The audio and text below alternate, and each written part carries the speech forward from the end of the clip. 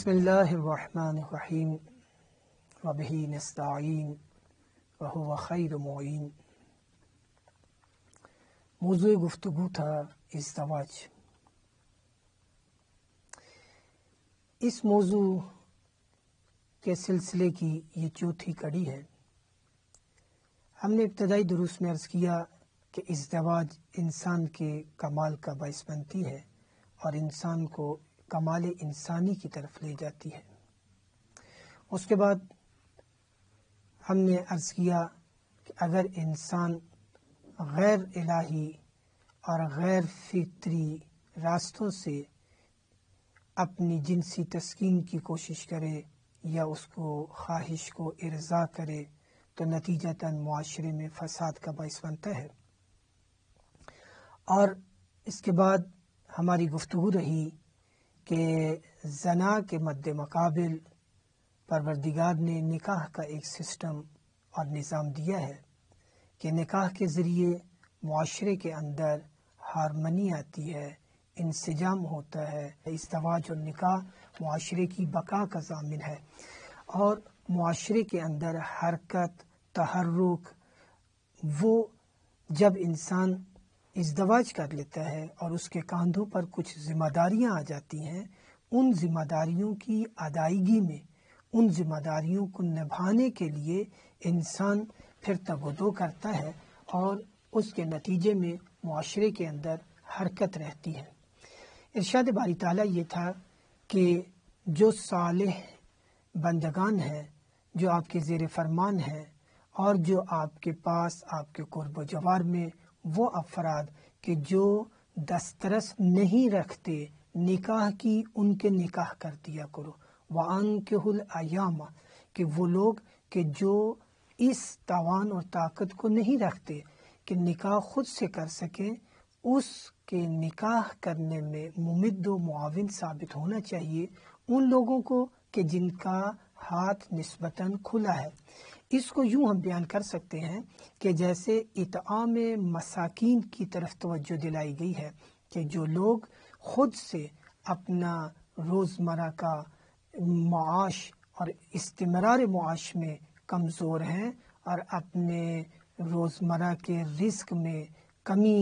کا شکار ہیں، ان کا ہاتھ بٹایا جائے اور ان کو ان کی روزی میں، ان کے روزگار میں، ان کو اطعام میں، غذا فراہم کرنے میں تعاون کیا جائے۔ تو جیسے مادی ضرورت کو پورا کرنے کے لیے اللہ تعالیٰ نے ایک سسٹم بنایا ہے، انفاق کا، زکوٰۃ کا، فطرانہ ہے، صدقات مستحبی ہیں، صدقات واجب ہیں، اسی طرح اللہ تعالیٰ نے معنوی اور روحانی غذا کی تسکین کے لیے بھی ایک سسٹم دیا ہے۔ اور معنوی اور روحانی ارتقاء میں ایک بڑی چیز وہ جنسی خواہشات کی تکمیل کا صحیح راستے سے ارضاء نہ ہونا ہے۔ تو نکاح وہ ضمانت دیتا ہے کہ انسان ایک محدود اور محدودیت کے ساتھ اپنی اس جنسی خواہش کی تسکین کرے۔ جیسے کھانے میں ایک محدودیت ہے اور کھانے میں کچھ شرائط ملحوظ رکھی گئی ہیں، اسی طرح نکاح کے ذریعے اپنی خواہشات کی تسکین میں پروردگار نے کچھ محدودیتیں بیان کی ہیں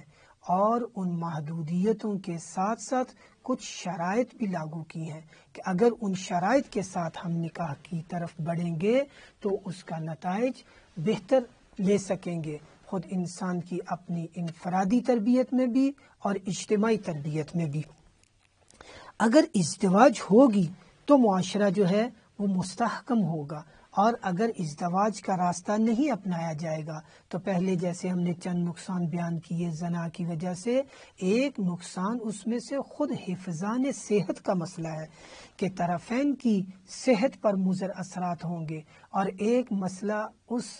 زنا کے نتیجے میں آنے والی اولاد، اس کی تعلیم، اس کی تربیت، اس کے کمال انسانی کی طرف بڑھنے میں بہت ساری رکاوٹیں ہوں گی اور بہت ساری کمیاں رہ جائیں گی۔ بس ازدواج در حقیقت ایک ایسی نعمت ہے کہ تمام نعمتوں کے بارے میں اگرچہ ارشاد باری تعالیٰ یہ ہے کہ وَابْتَغِ فِيمَا آتَاكَ اللَّهُ الدَّارَ الْآخِرَةَ، کہ اللہ تعالیٰ نے تمہیں جو کچھ دیا ہے جو نعمتیں عطا کی ہیں ان نعمتوں کے ذریعے تم رضائے الہی اور دار آخرت کے لیے اپنا توشہ تیار کرو۔ توشہ آخرت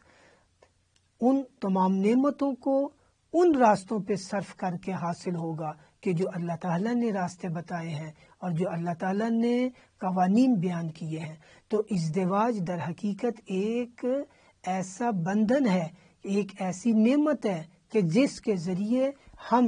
رضائے الہی کا حصول کرتے ہیں، اسی لیے اس کو مقدس بیان کیا گیا ہے۔ اور نکاح کے حکم کے ساتھ ہی پروردگار نے بتایا کہ اس کے ذریعے تم یہ دیکھو کہ آخرت کے لیے کیا حاصل کر رہے ہو، اور خدا سے اس کے نتیجے میں پاکیزہ اولاد مانگو، ایسی اولاد کہ جو اللہ کے لیے، اس کے دین کی نصرت کے لیے اپنی زندگیوں کو وقف کرنے والی ہو۔ تو نکاح، ازدواج نعمات الہی میں سے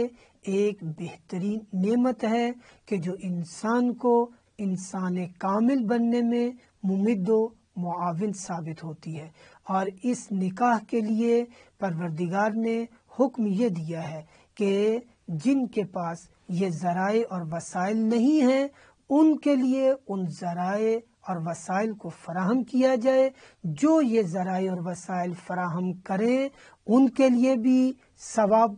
اور جن کے پاس یہ وسائل ہیں اور وہ کنجوسی کرتے ہیں، بخل سے کام لیتے ہیں، تو گویا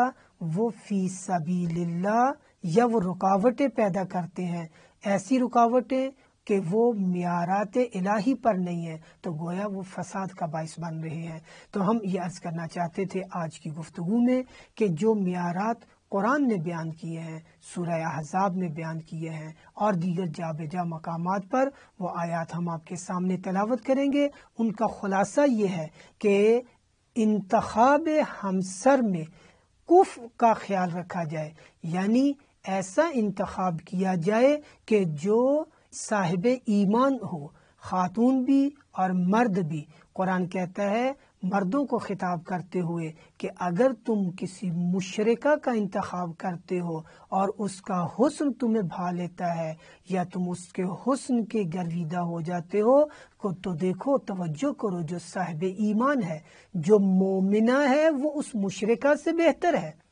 کیوں کہ آئندہ جو نسل آپ نے لینی ہے اس کے لیے ہمیں پہلے سے توجہ کرنی چاہیے کہ قرآن پاک نے ان ازواج کو کھیتی کے نام سے تعبیر کیا ہے، کہا ہے کہ یہ آپ کے لیے حرث ہیں، کھیتی ہیں۔ تو انسان کہیں کھیتی میں جو بیج بھی بونا چاہے، اگر اس کے بہتر نمو کا طالب ہے، اس کے بہتر نتیجے کا طالب ہے، تو ایسی زمین لے کہ جو بنجر نہ ہو، جو عقیم نہ ہو، جہاں سے کوئی سنڈیاں اس کو شکار نہ ہو کر لے اور وہ بیج کو ضائع نہ کر دے۔ تو ایسے انتخاب ہمسر میں وہ معیارات کہ جو اللہ نے بیان کیے ہیں، وہ خواتین کا قانتات ہونا ہے، ان کی عبودیت، اللہ کی بندی ہونا، یعنی صاحب ایمان ہو، اور وہ صاحب ایمان کے ساتھ ساتھ وہ رضائے الہی میں قدم بڑھانے والی ہو۔ ہم دنیاوی معیارات میں پڑ جاتے ہیں اور دنیاوی معیارات میں کفر کو ہم کچھ اور سمجھ لیتے ہیں۔ ہم سمجھتے ہیں کہ شاید وہ سرمایہ دار ہو، وہ ظاہری حسن رکھتے ہوں، خاتون بھی اور مرد بھی ان معیارات کو دیکھ رہے ہوتے ہیں، وہ خاندان بڑا ہو، وہ نسل کے اعتبار سے کیا ہو، تو وہ معیارات جو دنیا ہمیں بتاتی ہے، انتخاب ہمسر میں ہم اسی کا شکار ہو جاتے ہیں، دیکھا دیکھی، لیکن ان معیارات کو نہیں دیکھتے کہ جو اللہ تعالیٰ نے انتخاب ہمسر کے لیے بیان کیے ہیں۔ مرد کے بھی معیارات بتائے ہیں اور خاتون کے لیے بھی معیارات بتائے ہیں کہ وہ انتخاب کرتے وقت ان معیارات کو ملحوظ رکھے۔ وصلی اللہ علی محمد وآلہ طیبین الطاہرین۔